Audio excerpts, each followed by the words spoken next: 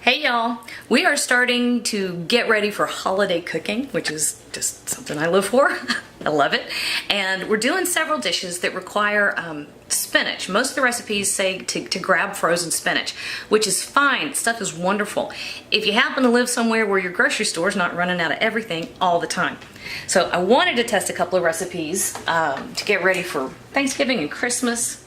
I wanted to test out a couple recipes that need frozen spinach or cooked spinach, and they were out. But that's not a problem because I happen to be really well stocked with fresh spinach. And my daughter, Lamp, loves sauteed spinach. So I do this all the time for her. I thought I'd show y'all how to do it, because then I can use the spinach in my holiday recipes. Same exact thing, it works perfectly well. So all I did over here with a nice big stainless steel skillet is I added about a tablespoon of olive oil, sprinkled it with a little salt, a little bit of red pepper flakes, and I'm going to give it just a little bit of granulated garlic. Not much, because we're using this spinach to make either a spinach and artichoke dip or just a regular spinach dip. Not sure which. It might be both. So I'm making enough for those. Most of those frozen spinach recipes call for a 10-ounce block of frozen spinach that you defrost and then squeeze the fire out of it to get all the water out. And I know it looks like I've got acres and acres in here. It reduces down to nothing. So I put as much spinach in this pan as I possibly can. Oh, I don't like that leaf. There we go. And we're going to let this cook down. We're going to end up, I don't know, how much is that, Ben? That's I'd say that's about 6 to 8 cups of fresh spinach. And we're going to end up with about the same amount as would come in one of those frozen blocks. This is all you do.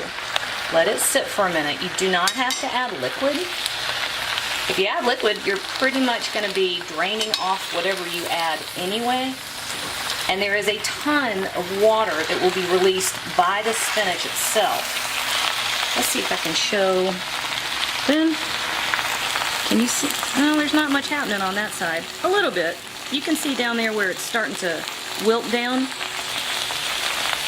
And at this stage, you simply move it around a little bit, because all the spinach is going to need to come into contact with the heat.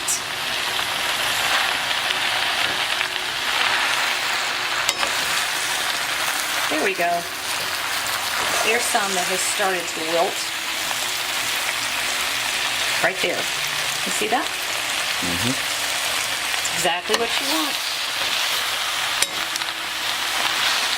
Now, Lamp, oops, sorry bud, I didn't mean to hit the camera. Lamp will come in after school and she'll want sauteed spinach as a snack, which cracks me up.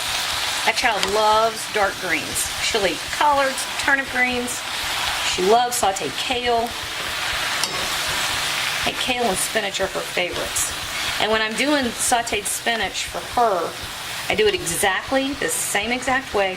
The only difference is right before it's cooked, I'll throw in a tablespoon of red wine vinegar or apple cider vinegar.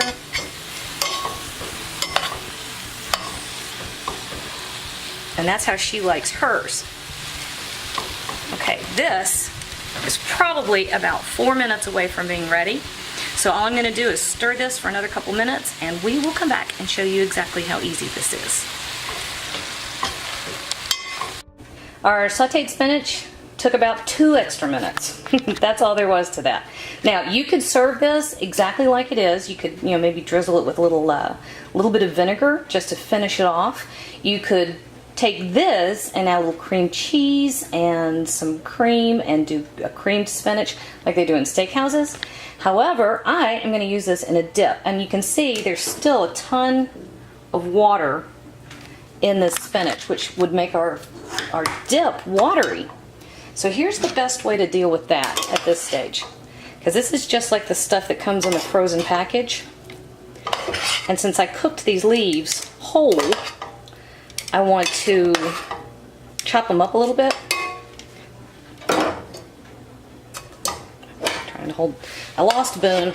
He wandered off.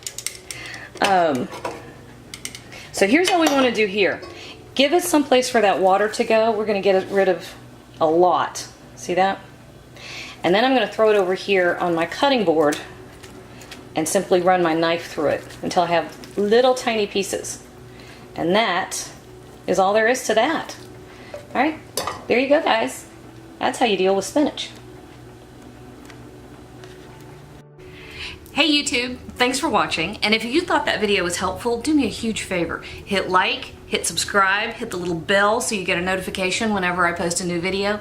And if you have a second, hop on over to Patreon and check out how to support my channel even more. Again, thanks for watching.